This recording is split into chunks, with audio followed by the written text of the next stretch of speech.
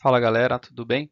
Na última aula a gente falou um pouco sobre organização da produção industrial no mundo e a gente começou a falar um pouco sobre a produção fordista, né? Falei para vocês ali que a produção fordista ela tem esse nome porque foi desenvolvida primeiramente lá na fábrica do Henry Ford, uma indústria automobilística que tinha uma certa organização também baseada numa questão teórica do Frederick Taylor, que tinha um princípio de organização da produção industrial em linhas de montagem e na formação de uma sociedade de consumo, inclusive uma formação de uma sociedade de consumo mundial. E a gente falou isso na última aula, e agora a gente vai fazer uma contraposição a esse modelo de produção fordista, introduzindo um outro modelo de produção, que é um modelo de produção que vai se intensificar e vai se espalhar cada vez mais, principalmente após a década de 70, né? Então, após várias crises econômicas mundiais e, sobretudo, as crises da década de 70, elas vão reverter então o papel desse tipo de produção baseada no Fordismo, baseada numa economia de escala em que se produzia muitos produtos e precisava se formar uma sociedade de consumo, tá? Então, a partir da década de 70, esse modelo de produção ele vai começar a ficar defasado em relação ao àquele momento, e aí a gente vai ter uma introdução de um novo modelo que se contrapõe então a esse modelo fordista por vários aspectos, tá? E aí a gente vai falar já nessa aula sobre essa chamada produção flexível, né, ou também conhecida como toyotismo, né, também fazendo contraposição a essa indústria automobilística do Henry Ford, né. Então a gente vai ter um outro modelo de produção industrial que vai se expandir no mundo todo. Bom, então essa outra organização da produção industrial é chamada, como eu falei, de produção flexível, né? Ela está aí, ela é colocada principalmente como resposta a essa crise do modelo de produção fordista. Então, as empresas elas vão passar a introduzir máquinas e equipamentos cada vez mais tecnológicos, cada vez mais avançados dentro do seu modelo de produção, dentro da sua organização de produção. Tá? Esses modelos a gente pode começar a falar já na década de 70 da introdução dos robôs, né, ou seja, da produção organizada a partir da robótica. E também, além disso, além da tecnologia, e a gente pode hoje falar de outras tecnologias que foram introduzidas, né, dentro um melhoramento então tanto qualitativo quanto quantitativo da utilização da robótica, mas também da inteligência artificial hoje. Além disso, a gente vai ter também uma introdução de novos métodos de organização da produção. E esse ele se baseia tanto no interior da produção, ou seja, no interior de uma fábrica, de uma produção, como eles vão se expandir inclusive para outras áreas da produção, como por exemplo a agropecuária. Tá? Então, essas inovações elas vão se dar, vão começar particularmente nos países desenvolvidos, né, nesse momento, e depois ela vai se expandir, obviamente, para os países em desenvolvimento. Tá? E essas novas, esse novo modelo de organização, melhor dizendo, ele vai ficar conhecido como produção flexível, né? Exatamente por fazer uma contraposição àquela economia de escala, aquela economia baseada numa grande produção de um mesmo produto que era a cara ali do Fordismo, tá? E aí muitos deles vão chamar, muitos teóricos vão chamar essas inovações também de toyotismo. E por quê? Porque ela vai começar a ser utilizada na fábrica da Toyota Motor, desde lá de depois da Segunda Guerra Mundial. Ah, professor, mas e aí o senhor falou que, na verdade, essa década de 70 é que vai começar esse modelo toyotismo, né? Na verdade, esse modelo do toyotismo ou produção flexível ele vai se expandir para além do Japão, para outros espaços, né, do mundo desenvolvido, principalmente a partir da década de 70. Mas essa era um modelo de produção industrial que já era utilizado lá na fábrica da Toyota após a Segunda Guerra Mundial. E ele vai se expandir para outros países, inclusive para outros setores industriais, principalmente a partir da década de 70. Tá? Ah, Bom, o toyotismo ele esteve mais associado aos métodos organizacionais no interior da fábrica, né? Ou seja, o modelo como vai se organizar uma fábrica, vai se produzir produto, né? Quando a gente fala em produção flexível, a gente está falando de um contexto maior, né? Por isso que muita gente prefere utilizar esse termo, né? Prefere utilizar essa ideia de uma produção flexível, porque o toyotismo ele se baseia mais nessa questão da organização da fábrica, da forma como vai se organizar, vai se dar essa organização da fábrica, tá? E a produção flexível, com esse nome, ela vai dar um contexto muito mais amplo, né, da relação, principalmente das relações de trabalho, e das políticas econômicas também envolvidas a esse novo modelo de produção industrial, tá? Então, quando a gente está falando em produção flexível, a gente está falando de uma questão mais ampla do que a organização da fábrica. Tá? Estava falando das questões econômicas, das questões macroeconômicas, inclusive, e também das relações de trabalho que vão mudar a partir desse momento. Tá? Uma outra questão importante sobre a produção flexível é que ela está associada ao neoliberalismo. Tá? E aí a gente viu na última aula que a produção fordista estava associada ao keynesianismo, né? O keynesianismo que foi introduzido lá no começo do século XX nos Estados Unidos, que era a intervenção maior do Estado na economia, que daria suporte às questões econômicas, às grandes empresas privadas, mas com uma atuação mais forte do Estado para dar vazão, para melhorar as atividades econômicas e principalmente as atividades industriais. Tá? Já essa produção flexível, essa produção toyotista, como vocês queiram chamar, ela já está mais baseada no neoliberalismo, né? Que é cada vez mais que o Estado saia então dessas ações de poder econômico, que ele se distancie, por exemplo, das questões econômicas e deixe isso para o mercado, enfim. Tá? Algo que a gente viu já, que está associado, inclusive, ao capitalismo contemporâneo, né? Que é essa questão do neoliberalismo. Tá? Então, a questão da produção flexível está muito mais associada ao neoliberalismo, né? Afastando, então, aquelas ideias keynesianas, né? De atuação do Estado na economia, de um Estado forte na economia, de um Estado interventor na economia. Tá? Então, esse desenvolvimento dessa organização, dessa nova organização, que é essa produção flexível, nova, eu digo, mesmo sendo da década de 70, ela é largamente utilizada, com mudanças, obviamente, tecnológicas hoje, mas o desenvolvimento dessa organização da produção, ela vai gerar relações de trabalho diferentes da anterior, da outro tipo de produção, tá? E outros processos de fabricação e novos produtos vão ser inseridos, então, nesse momento, né? Lembra que a gente tinha na economia fordista aquela economia de escala, de vários produtos sendo levados ao mercado de uma forma, às vezes até exagerada, de um mesmo modelo. Aqui a gente vai ter uma outra perspectiva, tá? Então a palavra de ordem aqui nesse momento da produção flexível também ela vai se chamar competitividade, tá? E para aumentar essa competitividade, obviamente, as indústrias vão buscar racionalizar cada vez mais a produção, tá? Cortando principalmente custo e introduzindo os processos produtivos tecnologicamente mais avançados. Isso vai trazer, obviamente, consequência para as relações de trabalho. Vamos lembrar que se a gente está introduzindo processos produtivos tecnológicos, a gente vai ter avanços, né? A gente vai ter questões positivas para a produção, mas ao mesmo tempo a gente vai ter algumas outras questões negativas, sobretudo para a classe trabalhadora, né? Então, vai haver o corte de custos em outras áreas, mas a gente vai ter um corte de custos também nas relações de trabalho. Tá? É importante dizer que essa elevação da produtividade ela vai se verificar não só na indústria, mas em outras áreas, como no comércio e serviços, né?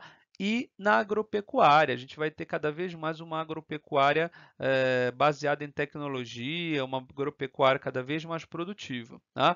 E, obviamente, o cômputo para tudo isso tudo precisa acontecer, obviamente, para maximizar os lucros das empresas, né? Então, essa produção flexível ela tem essa característica também, né? Então, todas essas mudanças, não só do ponto de vista da produção em si, no interior das fábricas, mas também da macroeconomia, a gente vai ter, ela vai ser utilizada para produzir mais lucros para as empresas, obviamente, tá?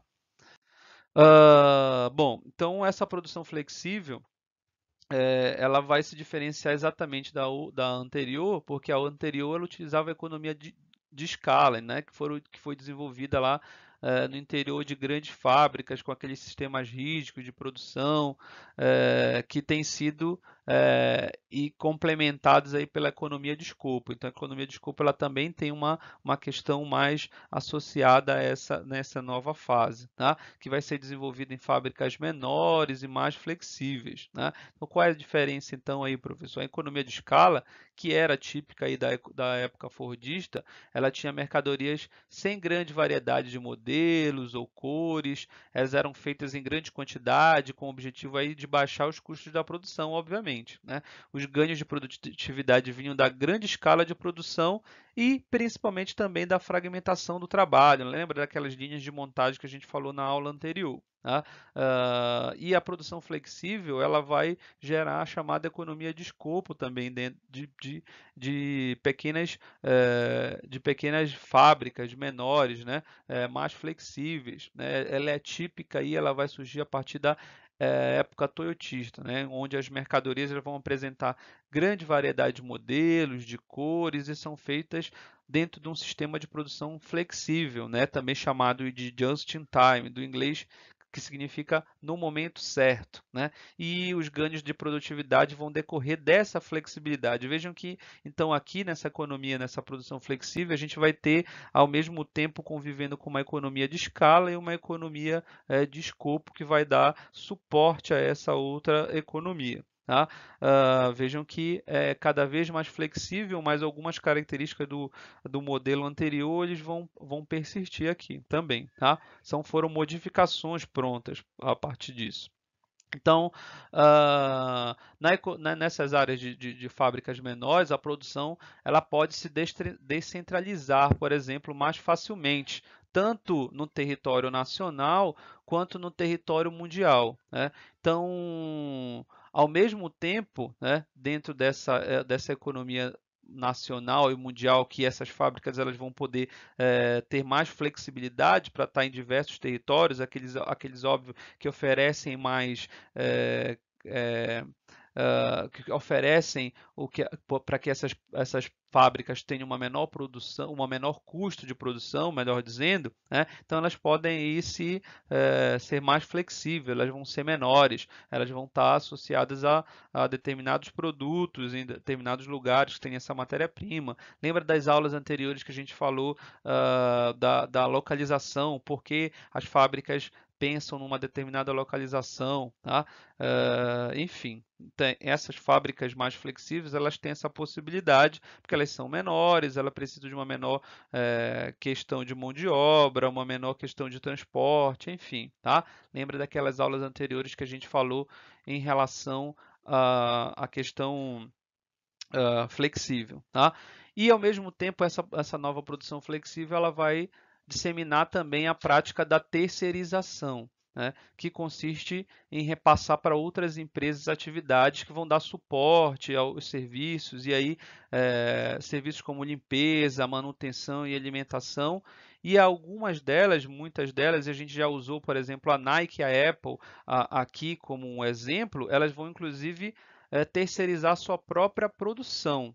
Tá? Então a gente já viu essa questão nas aulas anteriores. Tá? Então isso é uma característica também da chamada produção flexível. Ok? Então essa produção flexível ela foi desenvolvida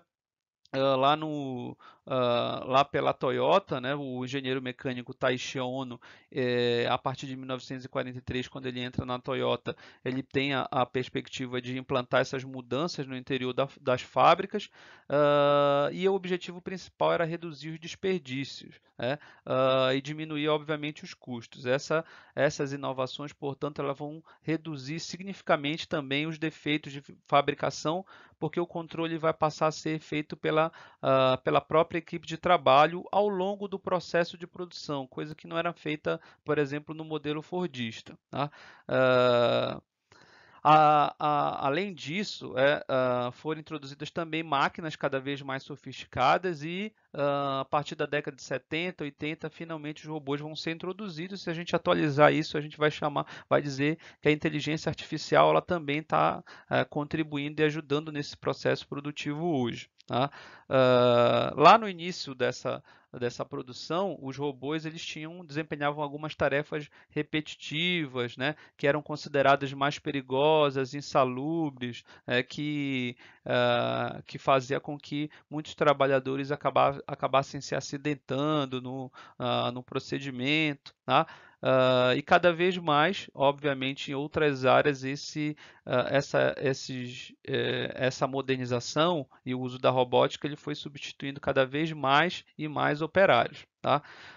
Só para a gente fazer uma comparação ao modelo fordista que a gente falou na aula anterior, aqui a gente tem também um outro modelo que foi feito na prova do Enem, de alguns anos atrás, que mostrava os dois modelos. Lembra que a gente viu o modelo fordista e esse aqui é o modelo da produção flexível ou do toyotismo, tá? Que é a produção em si, ela ter um fornecedor e aí na verdade são vários fornecedores, como a gente viu no exemplo da Nike e da Apple, tá? Eles têm uma requisição então em relação ao fornecedor e vão receber essa entrega de acordo lá com a sua produção. Tá? Vejam que aqui os estoques eles estão cada vez menores para reduzir esses custos. Lá na produção fordista a gente tinha grandes estoques então que abasteciam aquela produção. É exatamente porque eles faziam uma produção em massa. Né? Aqui a gente tem uma produção menor, uma produção considerada flexível, então. E ela vai entregar, obviamente, a produção vai entregar isso a um determinado cliente, vai ter uma requisição desse produto e esse processo vai ser feito de uma maneira que se reduza os custos, por exemplo, de sobra de materiais, enfim. Tá? Então vejam que é diferente do modelo fordista que a gente viu na aula passada. Bom, para finalizar, que a gente precisa falar um pouco das questões trabalhistas, né, da classe trabalhista, então, aqui na produção flexível. Tá? Vocês ouviram falar aqui que a gente tem uma automação cada vez maior das fábricas, muitos operários eles vão passar a trabalhar em outros setores dentro dessas fábricas, ou a maior parte sendo demitidos e vão ter que trabalhar em outras áreas, né, em outras indústrias, em outras atividades, como o comércio e serviços, tá? Principalmente nessas atividades terciárias. Tá? Outros perderam seus postos de trabalho porque eles vão desaparecer definitivamente. Né? E a gente já conversou sobre isso, vamos voltar a frisar que isso se chama desemprego estrutural, quando aqueles postos de trabalho que tinham anteriormente, eles são substituídos por uma produção mais automatizada, com a utilização da robótica, por exemplo, e esses empregos eles têm uma tendência de não voltar, né? Porque a produção ela vai cada vez mais moderna e vai retirando o trabalhador dessas áreas, né? E essas áreas dificilmente elas voltam a ter, esses postos de trabalho voltam para esses trabalhadores. Então, a maior parte desses trabalhadores vai ter que ir para uma outra área, como as atividades terciárias principalmente. A gente está chamando isso de desemprego estrutural. Isso acontece a partir da década de 70 e acontece até hoje esse chamado desemprego estrutural. Tá? Então, com essas mudanças, esse mercado de trabalho tem exigido trabalhadores cada vez mais qualificados e também cada vez mais versáteis. Né? A gente está falando da produção flexível aqui. Né? A produção muda, os modelos os produtos eles vão mudando também a cada ano e também em outras atividades, né? Como o comércio e serviços também vão mudando. E isso está exigindo então trabalhadores cada vez mais qualificados e cada vez mais versáteis. Tá? Outros métodos de organização da produção, desenvolvidos então pelo Taishi Ono lá, ele tem se disseminado na indústria, tá? Porque ele busca estabelecer também uma sintonia fina entre a fábrica, os fornecedores e os consumidores. Vejam ali naquele modelo que foi apresentado pela prova do Enem, que eu mostrei para vocês anteriormente, tá? Então, uma boa questão, uma boa ideia aqui da produção flexível é que essa organização ela pressupõe um abastecimento contínuo dos insumos, ou seja, peças e matérias-primas necessárias então para a fabricação de um determinado produto. Ele precisa então desse contínuo essa contínua passagem do produtor, do fornecedor para a produção, na verdade, tá? Então isso precisa acontecer de forma contínua, diferentemente daquele modelo fordista lá que a gente falou também que tinham grandes estoques, tá? Então isso vai ser importante aqui nessa chamada produção flexível, tá? Então, com isso, eles tentam eliminar ou reduzir drasticamente esses estoques, tá? E o escoamento da produção para o mercado também precisa ser feito dessa maneira, planejado para ser feito no momento certo, ok? Então, essa era a ideia então do engenheiro responsável pela Toyota que desenvolveu então esse modelo produtivo. Tá? E ele dizia que quanto mais estoques uma empresa tem, é menos provável que tenha o que necessita. Tá? Então eles tinham essa ideia de ter estoques menores e requisitar os materiais para essas menores indústrias, essa chamada economia de escopo, sendo feita de uma maneira contínua até. Tá bom? Então, beleza. Hoje a gente viu sobre a produção flexível, a gente viu que ela tem uma grande diferença em relação à produção fordista da aula passada. A gente falou então aí de uma necessidade de maior competitividade. A gente falou que ela está muito mais associada à questão do neoliberalismo. Ela traz inovações, por exemplo, como a prática da terceirização também para a produção industrial, e ela vai causar também o desemprego estrutural, que é esse desemprego que esses postos de trabalho eles tendem a assumir. Tá? Então, foi isso sobre a produção flexível. Até a próxima.